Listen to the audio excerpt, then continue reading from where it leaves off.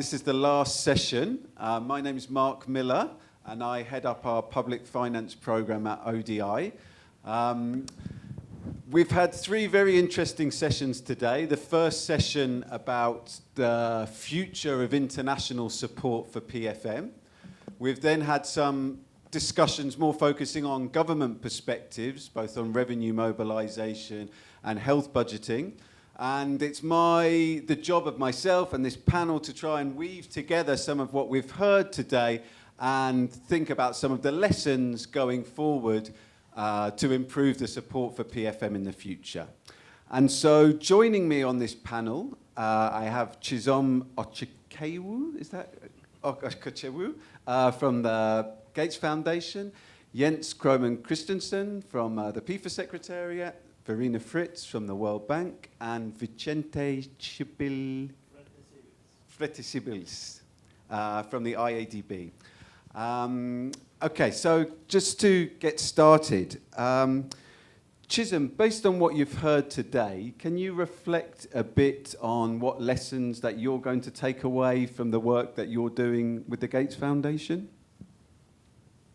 Thank you, Mark. And I think if it's okay with you, even before I sort of talk about my reflections from the brilliant sessions we've had today, I'd just like to give a bit of background to the work the foundation is doing. And because that's, it's from that institutional perspective that I've sort of looked at the conversations that we've had today. So the foundation is increasingly working in the public finance space. Largely because of our interest in how the public finance system can aid or impede service delivery. It's no secret that the Gates Foundation is heavily invested in the health sector. We also work in other sectors, agriculture, gender equality, but really I'd say that our bread and butter is still largely around health, and even the work we do in the health sector has evolved over the years. I think in the very early stages of the foundation, we work primarily on the scientific upstream parts and very technical solutions to emerging health issues. And then we've seen that sort of gradually also move to more downstream issues about how do we improve delivery of these technical solutions, because we recognize that's very, very important. And that's required working in country systems. And I think that in that process, we've come to really appreciate the role that the public finance system plays in service delivery. And of course, I say this with full recognition that the failures that we see are not solely from the PFM system by any stretch of the imagination. But we do believe that strong PFM systems can accelerate improve service delivery, and so that's really why we are here involved in this space. And it's really been a pleasure for us learning and working with ODI, NYU, and Princeton, who we've worked in on different elements of the questions that we've had. I think reflecting on the conversations today, I just spent some time thinking through, because a lot has been said. I think even before this, in the work that these organizations have done, there's been a lot of emerging findings and interesting directions. And I've tried to sort of distill this into 3 things that I think I found most interesting. One of them is what seems to be this breakdown in what is supposed to be a virtuous cycle of data to information to evidence to learning and then right back again. And we've heard that come up in various ways in this process about how we have a proliferation of maybe proliferation is not the word, but we have a lot of assessment tools. But we don't always know how we are learning or adapting in response to the information that we are getting from these tools. And the second thing that that really struck me from today's conversation was really this theme of silos, of siloism, how that exists both at the donor level and at the country level. And I have so many practical examples from the work that we do. Some of them, very basic and simple, but these are really enduring problems that really impact the ability of the system to perform and to advance service delivery goals. If I can hear. If I can just give one very quick example from Nigeria and the work that we've been doing in Nigeria, and just again to show how seemingly simple things can create quite complex problems. As countries have been, one of the things that we've also started working on at the foundation is around transitions. As countries move from lower income to middle income status and the impact on their financing for development. And so one of the countries we're working on is Nigeria, and as it transitions from the various vertical funds that have largely funded, very specific parts of its health sector in quite significant amounts. And you'll find that these issues with regards to transition is not news to the Ministry of Health. They've known this, they've been working on this. But very often, just as you reach the point of transition or handover from donors to country systems, that's the first time that the finance ministry is hearing about these issues. And then that creates a whole range of funding and financing problems that you then have to sort of go back to the drawing board to address. And so for me, it's how can we break down these silos at the donor level, but also at the country level. And just lastly, because I'm very conscious of time, it's also another thing that I think when I reflect on is there's increased questioning of the assumed neutrality of standard PFM norms. And I think that for me, what I really liked about the conversation and even the NYU paper that really brings this out is how can we be smarter and clearer in bringing out some of the trade-offs that exists in the kinds of reforms or the reform agendas that we implement. Whether you're, because if you are implementing a reform with the primary focus of, fiscal discipline, that does have some impact on service delivery. And I think that the example that it could have an impact on service delivery. And I think that the example that Carolina from the from the IMF gave for her time in Colombia was, quite apt. So these are some of my reflections from today. Thank you. Wonderful, thank you, CHISOM. Next, I'm going to go to Jens. Jens, the PEFA has been a key subject of discussions today, but also more generally, some of the discussions around norms. Do you want to reflect a bit on kind of what you've heard, what it means for PEFA, but more generally your perspectives? Absolutely, that's why I'm here and been invited to. Well, first of all, thank you very much for inviting me to this distinguished panel, and thank you for taking on this task. Obviously, thank you to Gates for funding it and initiating it. We've interviewed a lot and responded to a lot of emails, so I can attest that you've followed up with a lot of your informants, and I congratulate you on getting to a point where you might be done with this phase of the work. I also think that the summary that was provided this morning by Mark was very promising and shared with me in advance. I'd like to comment on a couple of the things that were raised, echoing maybe a little bit to begin with the policy PFM discussion that was raised. I really do think that's where PFM is heading. I think PFM professionals are recognizing that the policy relevance of PFM systems need to be brought out more clearly to address the risks that Nick raised at the beginning, that we might all be out of business before we retire.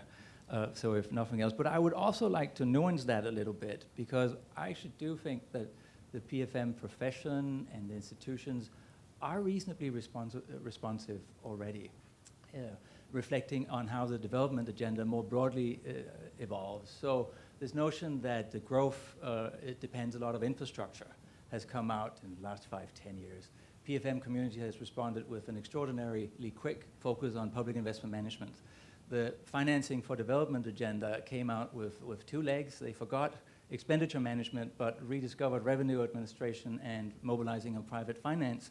The PFM community has responded with, I think, in no time, with 5 new tools, a lot of TA, trust funds, and funding. Climate is now, we're finally waking up to the climate challenge, and when that happens, the OSD moves out as a first mover with the Paris collaboration of green budgeting. They're meeting later this month.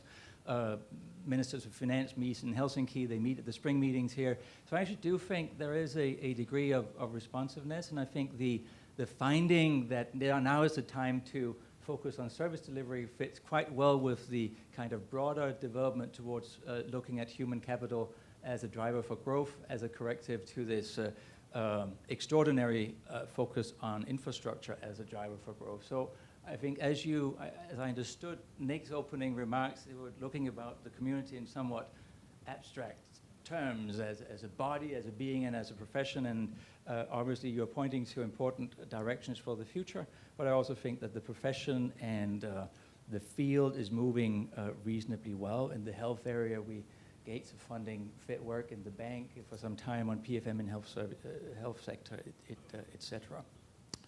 A lot have been said about the use and misuse of PEFA and other diagnostic tools that are indicator-based. I think we might have gotten ourselves into a less constructive kind of set of opposing camps where different views, academia on one hand, and a small set of professionals are arguing that this is all a waste of time, it adds no value, and whereas some practitioners are arguing that this is the best thing ever, and by the way, the critique is totally off. And I think before joining the PEFA Secretariat, where now I do have a vested interest in promoting PEFA, obviously, I used PEFA a lot. I used the other tools, but I never used it as mechanically. I've never seen it used as mechanically as it is being described, except maybe once or twice, right? And that's in a development career of 15, 16 years or whatever. So it doesn't mean that these examples are not out there, but they might not be typical. And on the other hand, the other camp might be a little bit self-serving in terms of how well these tools are used. I think our view in the PEFA program, the PEFA Secretariat, is that PEFA, I think was it Marco said, it is what it is. It's an indicator-based snapshot of PFM performance. It should be one input among other inputs in the dialogue on how a country is performing and where it should go. It should be adapted to context. It should be embedded in the notion of what the decision makers want a PFM system to do. So I think getting beyond this conflictual discussion about the tools might be helpful, and focusing, I think, on the use of the tools, both when the assessments are being conducted and when the results are being used. Also recognizing that these tools, including PEFA, has different uses in different contexts. So if a budget support operation is undergoing, if there is a desire to use country systems to deliver aid, then a PEFA assessment and the other tools can be helpful in assessing fiduciary assurance. Now that does not inform the PFM reform strategy, but it adds another set of value. When I first joined the World Bank, I was in a country, I was doing a review of budget support operations, and the TTL had invented for the 5th operation, which brought the lending volume up to $700 million, the category more than exceeded for the trigger. The PEFA came and showed an average of C and D. Now that did not impress the Minister of Finance of that country, but it did impress the donor in question. Had we actually gotten a return on the investment for the $600 million, that's an outcome too. So looking more at the various uses and benefits, strengths and limitations is, I think, would be helpful. I also think that related to that, it was extremely valuable to hear from Dr. Fayed, Marco's prerogative statements, and obviously Florence's comments too from the field, and Carolina Rentiera as well, that the implementation out there is extremely messy always. Now there might be a narrative in the project appraisal documents of the World Bank, the project fiche of the EU, that could indicate a linear approach to reform, a rational basis for it. I think that reflects more the bias of the institutions and the culture of decision making than the expectation of how things will actually play out. There's a wonderful book that World Bank colleagues put out called, I think it's Alternative Paths to PFM in East Asia. And I was involved in some stage in most of the projects they wrote about at the initiation stage. If you read the appraisal documents, they're perfectly rational. They reflect PEFA findings and all these kind of things. And the implementation subsequently has been quite adaptive. It's been iterative. It's been problem-driven. And I think most practitioners kind of recognize this dual reality in development. I could go on forever here.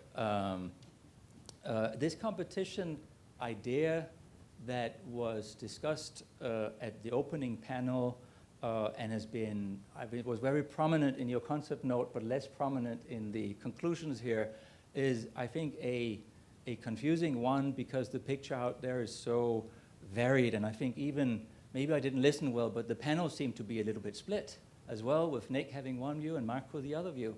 But maybe again, I just need to listen better. I do think that that there is competition out there of ideas. I also think looking to the future, and we see that in many countries already, that the private sector will create that competition.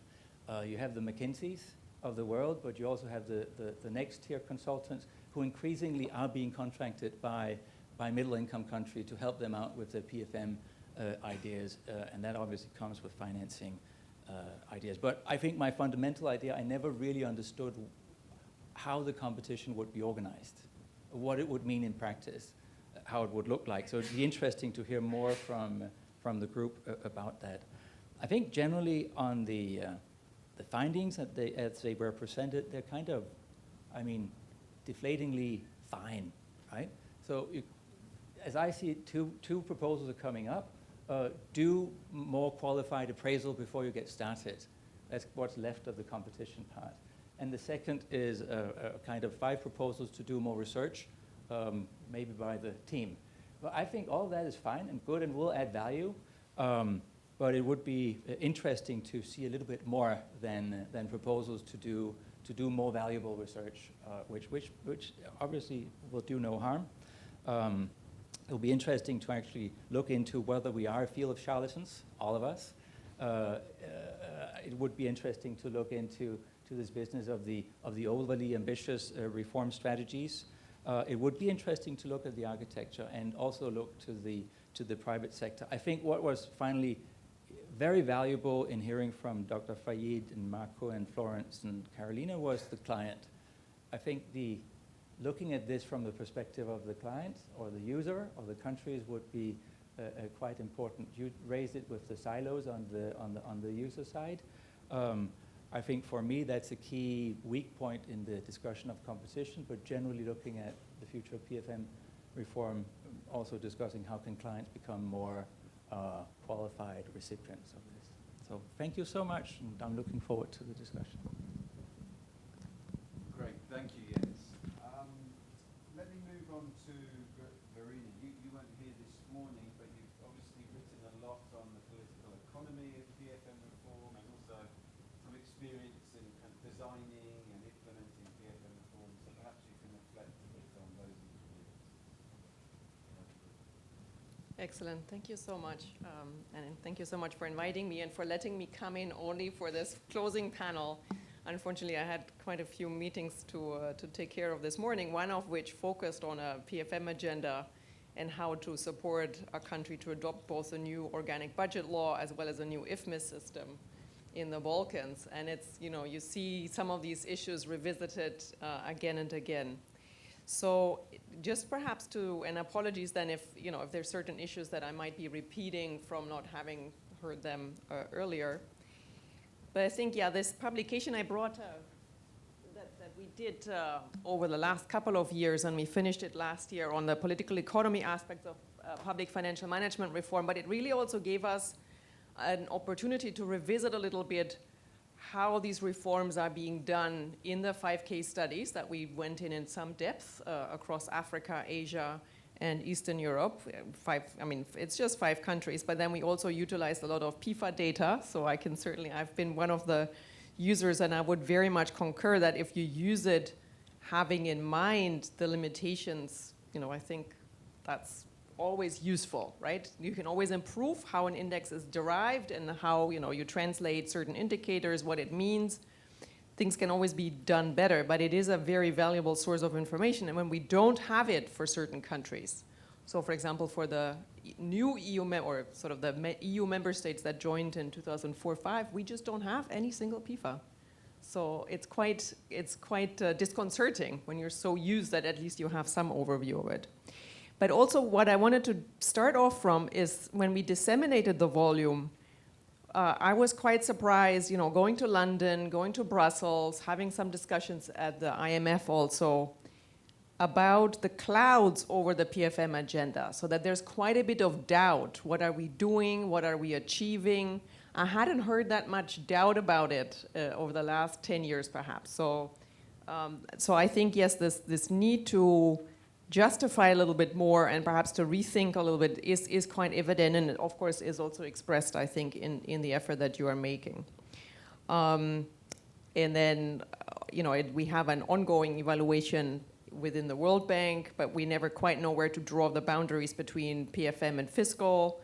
I think the UK is busy with something, but that's been put on hold, and the EU itself was also trying to rethink, and was also a little bit of the sense of relief to finally have somebody say, well, it's really not a linear process. It's a very messy process. It interacts with the politics. You could see some of the relief among the staff who are meant to implement linear reform processes in the countries. And then, I'm also a task team leader. I'm an operational person leading PFM tasks on the ground. And so that really, and it resonates with the findings that we had. And so I wanted to highlight a few points from these recent experiences. So one is the very messy issue around sequencing, right? There's been these huge, long debates, should we go with basics first or the more advanced reforms? And the more advanced reforms are just everywhere on the agenda. You can't stop them. I have fought to some extent to at least have some kind of, let's do a bit of the basics first. Let's get a few things done, and then you can jump to this next interesting set of program budgeting, moving to accrual accounting, and so on. But trying to stop these trains between clients who somehow have smelled that it looks interesting, there's conferences about them, there is funding to go to places for them, there is, different development partners who offer to come in. Even one part of the bank says, let's not do it. The other part of the bank will say, well, let's do it. So channeling that energy around, even where the basics are badly in a bad situation, to say, well, why don't we set this advanced things aside for a few years? Just think a little bit, and then you can revisit this. It is very hard. It's harder than you think. So, and I think that is also interesting when you think about how to take some of your thinking into action. Who needs to buy into that? How do you get to a more coordinated approach? And how do we generate perhaps a bit more of a consensus around what tools should be approached with some caution rather than with a lot of promise that may exceed what they actually achieve in most real environments. So there's also a bit of an overselling of many of the tools, whether it is an FMIS or program budgeting, of what they're likely to achieve in most real-world contexts. A second point is perhaps closely related to that, and that is ensuring utilization, attention to utilization and to actual capacity. And we've had those discussions both in the Africa region, but now that I'm in ECA, in the Balkans, it's the same thing. The Ministry of Finance has weak capacity. So why do we find that so hard to get some inroads into that? And then there is the issue that we have FMIS systems that are fairly expensive and that are really underutilized. And we don't have enough I don't think there's yet enough evidence out there, because it's sort of an uncomfortable thing to discuss to some extent for the PFM community. We all know that medium-term expenditure frameworks are regularly drafted but don't have much traction sort of down the line in a lot of countries. And probably we can live with that to some greater extent, but FMIS tools are really expensive, both in the initial procurement and also often in the continuing licensing fees and so on. And we have a real problem with that in some of the countries that we work in when they go through some crises. And we may have more countries facing debt challenges and foreign exchange challenges down the line. And so paying attention to that and making that one of the goals to achieve utilization as part of our operational engagement seems something that is quite important, and it would be good to see more of that. And also to monitor, to think harder of how can we monitor capacity gains and maybe breaking points. So of course there can be staff turnover, there can be losses, etc. How can we monitor that more consistently? And also acknowledge that there are risks of backsliding. So just because a tool was put in place at some point doesn't mean there is continuous usage. And then, of course, comes perhaps what our publication originally set out, which was a bit more looking at the political side of this thing. So how do PFM reforms relate to the politics? And there's different ways that happens. So one is this issue of, you do need sometimes high-level backing for really more difficult steps. So say if you have line ministries that resist the introduction of a treasury single account, and if suddenly that becomes a high-level political issue, these things can move forward, right? So it doesn't mean that you need continuous high-level political backing, but it does, sometimes when it's not there, you see this pattern of lingering reforms where not that much happens. And then we just say, well, it's going to take a bit of time, but no, it's not, it's not fluid for a reason. And then there is another question, what do we do about it in those situations, right? Should we then do less operationally? Should we just continue to build the agenda and get ready for when the window of opportunity opens? And window of opportunities are often fairly short. So having a really strong Minister of Finance who takes an interest in these systems, who has high-level political backing, that's usually something for 2-3 years, no more.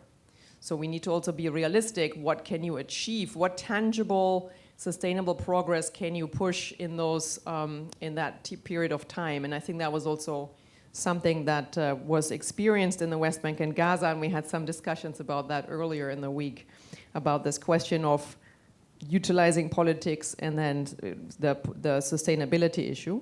There's also the question of, can we make PFM more of a public issue? It's really obscure to the public, and it's even obscure to many other potential stakeholders.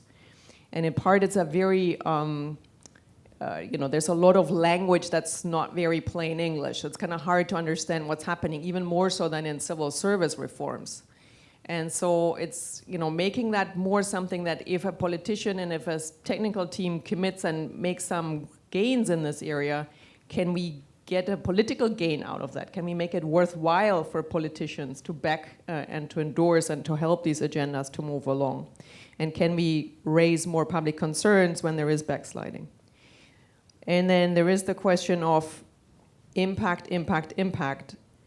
When we did this study, it was very hard to trace sometimes what impact the tools actually had. So we somehow get to the point of saying, was the IFMIS established? Was this established? Was that established? But it's very hard to then get any systematic information beyond that. Did it have the expected changes? That there's very little documentation of that up to now. PEFA has some of it, but there could certainly be more, including also for procurement and perhaps for other aspects. So all of that, just to loop back to my original point, I think that really all plays into this, how you get from these good ideas and excellent discussions and insights from the various perspectives into some changes in the operational practice including across different development partners who play in this space in different sets of countries. Great, thank you, Verena. A very rich set of comments there. Vicente, do you want to, I know you were part of the advisory group and also at the IADB, so perhaps some reflections from your side on these discussions and what it means for your organization as well. Thank you very much, Mark, and thank you very much for inviting me to be this part of this panel. I would like to use my time briefly to concentrate, I think, on 3 areas that, based on the discussion that we have here and also now my own experience, will be key for the future of PFM in general and particularly for PFM in developing countries. And the 3 areas are governance, second, technology, and third, the level of technical assistance that we require. First, we have to recognize that we have come a long way regarding our understanding and efforts for improving PFM systems over the last 20 or 25 years. So there is a significant advance over the last 25 years or so, both on the revenue as well as on the expenditure side. Perhaps we have made more progress on resource mobilization, and this is probably because it's simpler. One specific objective function, collect as much as revenue as you can, given a set of clear principles of a good tax system, such as sufficiency, efficiency, effectiveness, equity, and transparency. And we also know more on resource mobilization in the academic work, in fact. Any program of public finance focus on revenues. It's very difficult to find public finance courses in any academic institution that focus on expenditure. And that's an issue that is very important, and it has implications for information, research, and application. Nevertheless, there was progress on PFM. And countries have made efforts in implementing significant reforms. And the focus in some cases were in forms as well as in functions.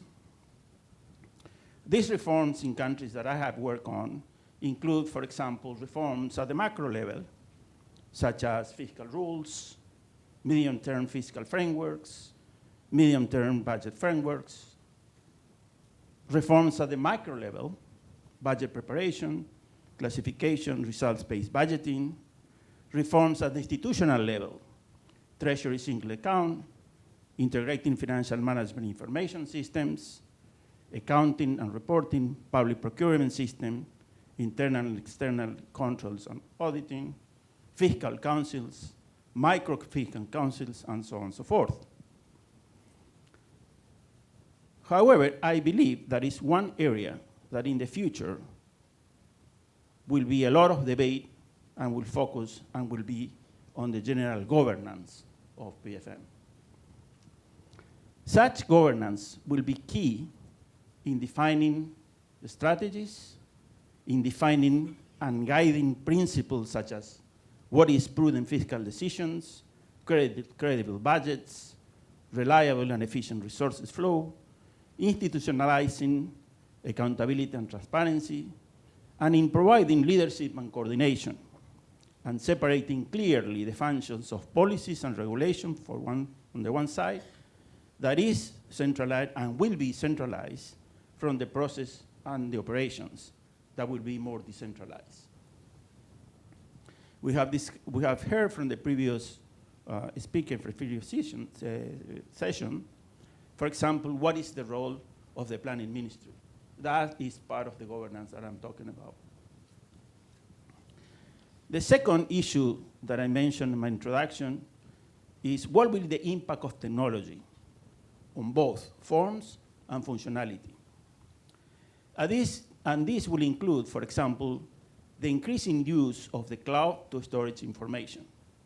On the IFMIS system in Latin America and the Caribbean, for example, there are significant restrictions to have storage in the cloud, while other agencies are already moving ahead, such as the tax administration in several countries of Latin America. Second, the use of big data and data analytics for policymakers to make more informed decisions, as well as to correct or improve a specific process operation of program. Third, the application of machine learning to improve or correct a specific implication for program, application of program. Fourth, the use of artificial intelligence to improve allocation of resources and respond timely to a specific demand from the public and citizens. Fifth, the use of robotics process automation for improving the efficiency of repetitive transactions. This is, for example, an experiment the Ministry of Finance in Brazil is going ahead. And finally, the use of decentralized ledger technology, blockchain, for improving the efficiency and the efficient on expenditure process and transactions, such as, for example, in public procurement. The technology will also facilitate greater interoperability of different systems in which PFM is embedded. Greater integration, I will make it feasible to simultaneously development of different modules, all integrated and conversing simultaneously in real time. Finally, given the governance and the impact of technology that is here with us and will be even more in the future, I think that is going to be a further development and convergence of international standards through, for example, the International Public Sector Accounting Standards, the Open Budget Institution, the PEFAs, the PIAs, the Public Investment Assessment, the Fiscal Transparency Evaluation, the need for sharing and compliance of standardized information on fiscal, on financial reports, et cetera, et cetera. To respond to these requirements, developing countries will need significant DAs on building local capacity, on evaluating and measuring progress, and on providing reports. This will require different approaches to fulfill countries' demand. And there is not going to be a single model or solution. Competition on supply of technical assistance exists and will exist. Multilateral institutions such as the World Bank, the IMF, the IB, the private sector, Amazon, Oracle, and so on and so forth. But I believe, nevertheless, that a regional network similar to what we have in Latin America with CIAT on tax administration could be a good idea to promote among countries as economies of scales could achieve through an institution focusing on providing a specific technical assistance on those issues related to international standards and PFM. And I think that countries should benefit for this interaction having a regional network. That's all I have. Thank you very much for a very rich set of comments there. I think we've got about 15 more minutes before we finish up. So what I want to do is kind of have one more round of comments from the floor and then give our panelists a chance to respond to those comments. And then I will try and sum things up before we close. So any comments, questions?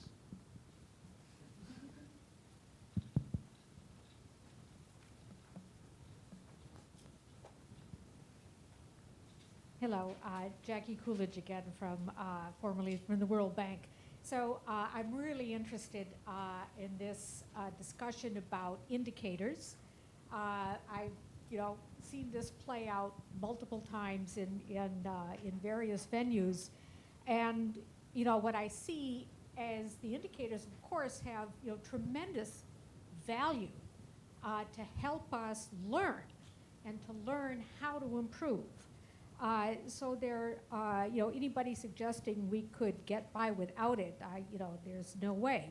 But the problem is, once you've started to learn some things, and you're figuring out how we can, improve and, build into the system some improvements, and we then want to invest in improving, the things that we see working. Funding, donor funding comes into this, big bucks come into this, and then, of course, you need accountability. And then these indicators become extremely powerful incentives, maybe too powerful, because then people start to invest in gaming the system, gaming the indicators to their own benefit. And I saw this play out with the infamous doing business indicators. I warned about this from day one, and we've all seen how it played out.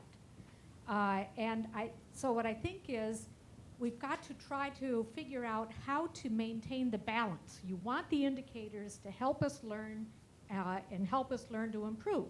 Yes, but we also have to really be consciously on guard against the point when these indicators start to be gamed, because they will. As soon as there are incentives, people will start gaming them. And then what you need to do is try to find some new proxy indicators, and you may have to restart the system, because otherwise it's just going to run away with you.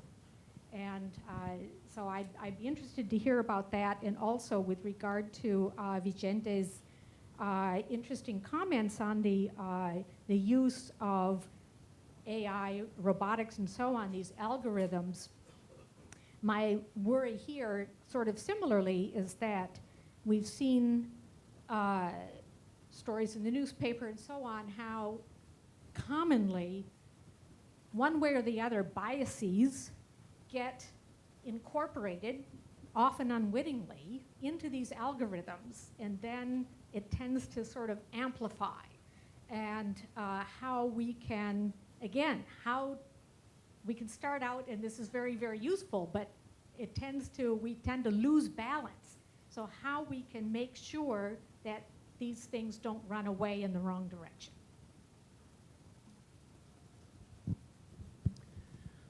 Thank you. I'm Luis Morara from the IMF. Just wanted to make a quick comment about the silos. This was an exciting conversation. I think, like the Rwanda cases and other country cases proved, there is nothing better than having a health minister who comes to a budget negotiation meeting armed or equipped with very clear priorities in the health sector, but also can talk the language of the budget. There is also nothing better than a finance minister who comes equipped with his usual budget language, but can also understand the realities in the line ministry's business. And this is only possible when you can break silos. If you are a health minister competing for money in the budget, you need to talk to your finance counterpart in a manner that he understands you, and he needs the same skills. But from the discussion today, I thought that what we really know how to do is to appreciate the benefits that come with breaking the silos. And I am not sure we know much about how to break the silos.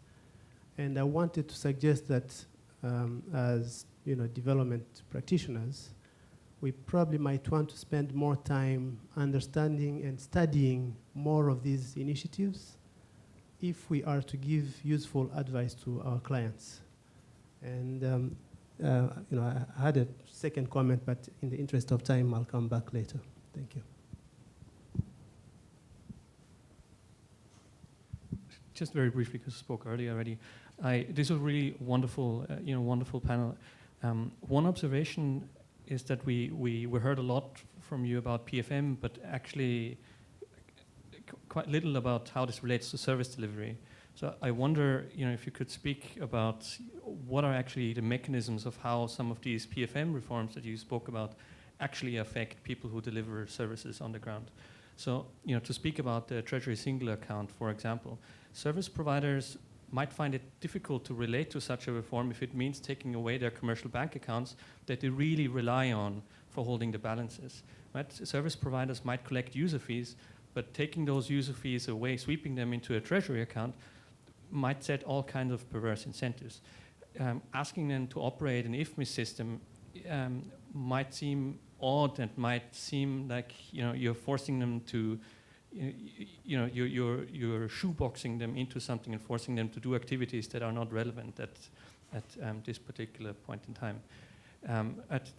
This list goes on and on. I think it's really important to kind of take this abstract discussion of what we think PFM is about and bring it down to people who, at the service delivery community, so that we see eye to eye on some of these reforms. Thanks.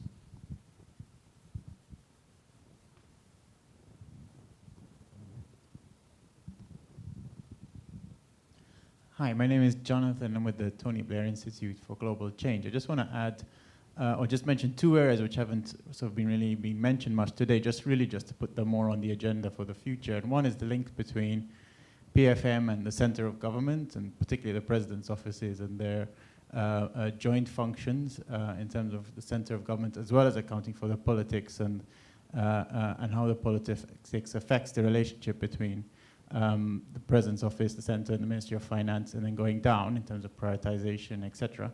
And then the second area is the link between PFM and economic development and efforts to develop the economy more in an inclusive way, particularly given the move towards modern industrial policies and efforts to develop transformative sectors. And the link between PFM and that effort, I think, is becoming more and more important. I think just two areas to flag for the future that I think we should invest more in.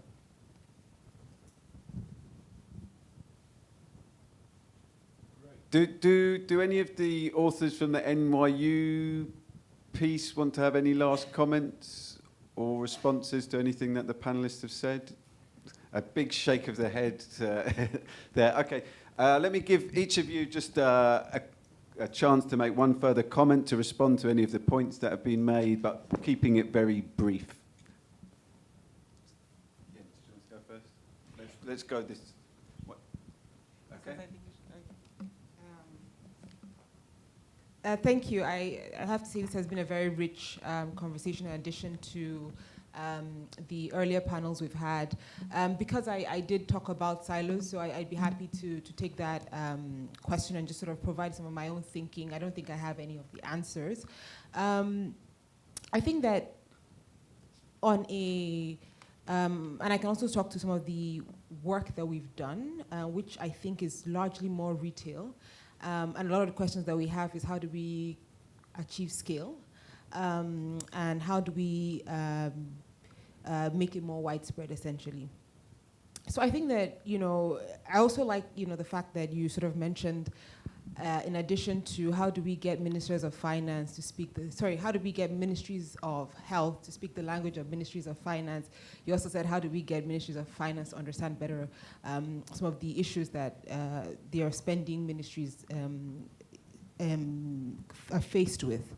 And I say that because there's always this bias that the spending ministries have to understand the language of PFM and the finance ministries, and I must call out that bias, even though saying that my experience, I've worked in Ministry of Finance before I joined the Gates Foundation, so I'm also a culprit in that bias, and I used to be actually until I joined the foundation. I could come to appreciate more of the sector issues.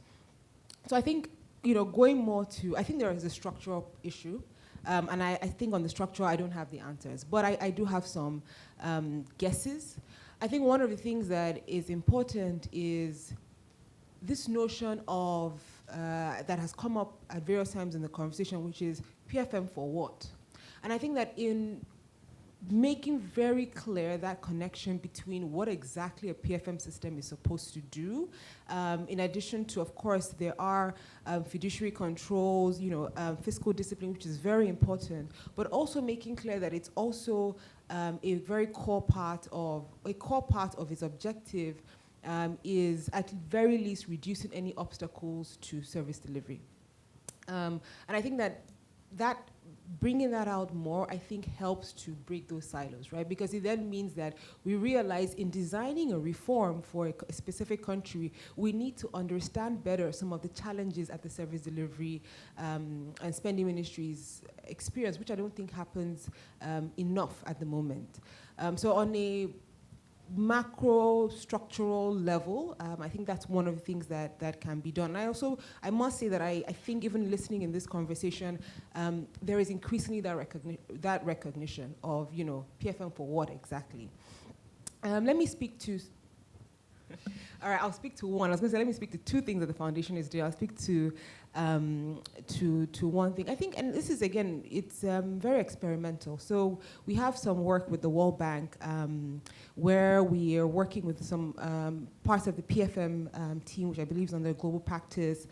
They're working with health, the HMP. There's also working with the country teams to do assessments in countries around PFM systems and health financing and service delivery. And I think one of the things that, feedback we've gotten from the task team leader is just how much that simple piece of work is getting three different parts of the bank that wouldn't necessarily coordinate and speak with each other more. So they're coordinating and speaking more. I must say, though, that it's complex and it's difficult. So it means that things are happening slower, right? Because like we've said here before, you're now working against, or across rather, three different sets of disciplines, languages, ways of working, objectives even sometimes, and that creates some complexity, and that takes time. So it does take time, it does take effort, but that's something that I've seen that has worked and it has been popular, and now they're thinking about even going to the education sector because this was focused more on health. But again, the question is, how do we make this more widespread? Because this is a small team within the bank. Thank you. Yes? I'm sure they would like some more funding to address that particular issue. I'd like to respond to Lewis's and the gentleman from the Blair Institute's points about silos and centers of government. I think a lot of what we're doing in this community assumes that ministries of finance around the world are policy powerhouses like the countries from which many of us come from. Like, think the OMB here, compare that with Treasury here in terms of outlook. Think the countries you work in, compare the planning ministries, the types of people who are there, their interests, their outlook, with the ministries of finance and treasuries. I'm not saying this is a general issue, but in many countries, the ministries of finance are not policy powerhouses. They don't have the skills, they don't have the mandate, and they are not interested. Now, the IMF and the bank and other good people have helped put in place regulatory frameworks that gives them that role, unifies the budget, recurrent and capital, and leaves the ministries of planning in kind of interesting advisory roles. But the result is that you do not have this tying of expenditure and planning and policy that you saw in the past. And I think making ministries of finance interested in policy and thus overcoming the silo issue is part of the solution here, and also maybe adjusting the advice we give to the actual mandates and what interests and drive these different institutions. Having tried a couple of times to bridge the work in sectors and with ministries of finance, I can attest that there are absolutely no incentives in development agencies to overcome that. There is interest and understanding, but working on the incentives within the institutions will be quite key to bringing sector work together with cross-cutting work. The experience, though, is also that you can only get so far in the sector without also addressing the cross-cutting issues. Working on cash management and health without addressing cash management at national level will get you somewhere, but not very far. commitments, all these kind of things. There's certain limits, so we're facing a daunting challenge, but I'm sure we'll be up to it with a PEFA service delivery assessment tool. Just on that was a joke, sorry. Jacqueline, your question about gaming, I think, is a very good one and one we should all watch out for. I do think generally PEFA is not that powerful. PEFA is not that powerful. Now, in low-income countries, in times of crisis, development institutions with a bag full of money is powerful. And in those situations, because of time constraints, whatever, you can end up with these unhelpful use of indicators. But generally, I have not seen the boogeyman of the PEFA being abused to that extent. It's not to say it's not out there, but to say that it's generally a problem, I object to it, and I'd like to see the evidence. It's there, but how prevalent, I'm not sure.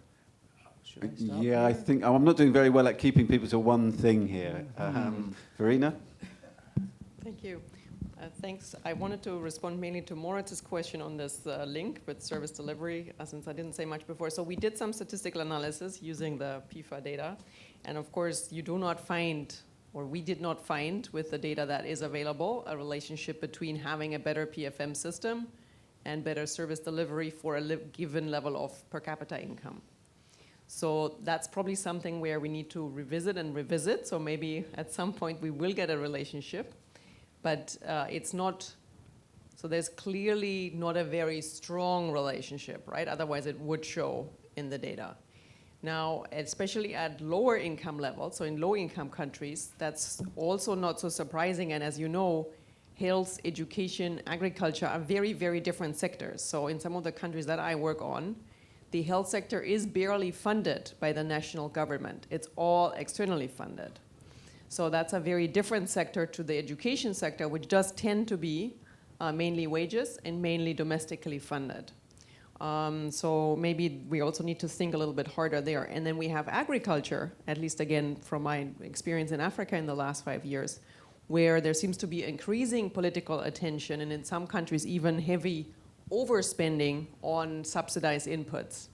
And so that's a different, yet again, a different set of challenges because it sucks actually money away from the health sector and potentially education. So perhaps some further thinking on that, but it's clearly something that we would want to continue thinking, and then also how the specific tools affect them, because indeed we are, you know, the TSAs, does that make it better or worse for the sectors? And how do you build the trust that if they give up their own bank accounts, they will reliably get what they were promised in the budget allocations, for example, and on time, not just in the last quarter of the year. Great. Vicente? Yes. Regarding the use of technology and gaming it, as well as the use of the PEFA indicators, those should be taken as a mechanism, an instrument, not an end itself, in order to improve information and also the possibility of increasing the information for policymaking and decisions. It's not an end in itself, and it should not be. And it should be, you know, taken as that, as a tool, not as something that it has to be used for gaming and playing game with it. So just to mention an example on using these instruments, one in the tax administrations in Peru. So they are using artificial intelligence, big data. They are creating a science lab within the administrations in order to conduct risk analysis of taxpayers and make decisions based on more information and more efficiently. It's exactly the same thing on terms of expenditure, use of the decentralized ledger system for procurement. That's another example where you use the technology and you have significant saving in the transactions and you increase transparency as well as reduce discretionality. So that's one point that I wanted to make. second point in terms of the silos, and that has to do, to me, and comes under the umbrella of the change in the concepts of governance in general. And that's a way that it will be reduce the different silos. Brazil, for example, and it has nothing to do with the influence of any of the IFIs, has advanced a reform that consolidated several ministries into one.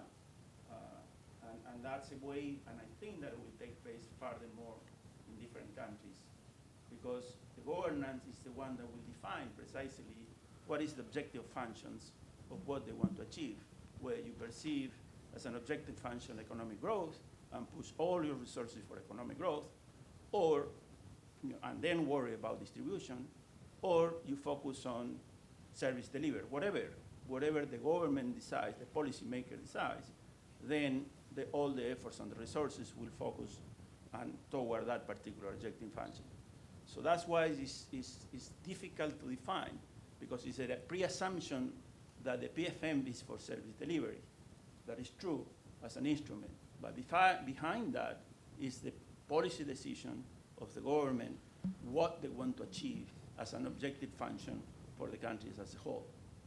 I have participated in countries where where just focuses we want to increase economic growth. I mean, the case of any of the Asian countries in the early stage, we are pushing for high economic growth.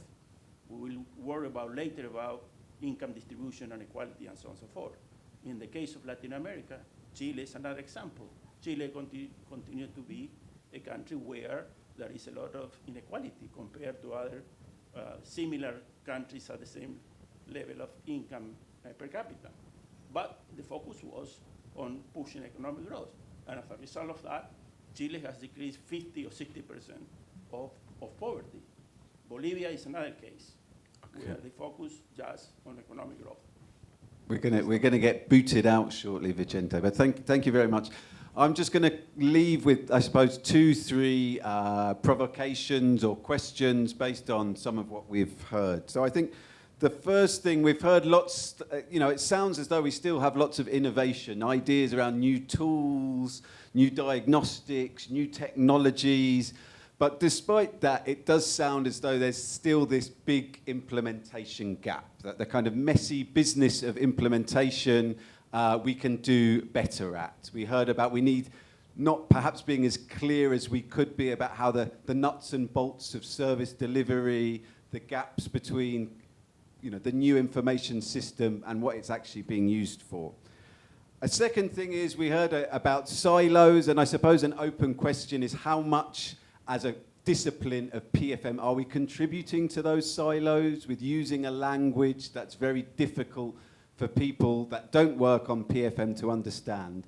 Some quite simple ideas have often perhaps been complicated by a language unnecessarily. And the third thing is this question around impact and how we get better at understanding what international support is actually producing. There's an interesting comparison here with DRM, where there's a very clear common purpose. On PFM, we heard this morning about purposeful PFM, but I wonder if we could, is there always unity of purpose when we're designing new reform programs? Can we be a bit clearer at the outset as to what we want from these things and thereby measure it? That's all from me. Paul, I don't know if you want to say anything, a kind of final thank you.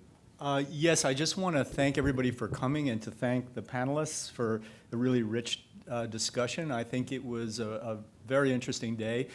We certainly plan to keep in contact with you. We have your emails. We'll send you more information as things become available. Princeton ISS has a website where their materials are posted. ODI, the public institutions, public finance and institutions program, sorry about that, that you can find their materials there. We're actually setting up a website on the NYU website, which we'll send you a link to when it's up, which will have the materials from the working group, as well as all the materials. All of this has been videoed. so you're all on record. You can watch yourselves when it comes out. I want to thank again the partners, ISS and ODI, and to thank NYU DC for hosting us. And of course the Gates Foundation for their support. So with that, thank you again for coming. There is tea, another round of tea and refreshments upstairs. Please help yourselves and have a great rest of the day. Thank you.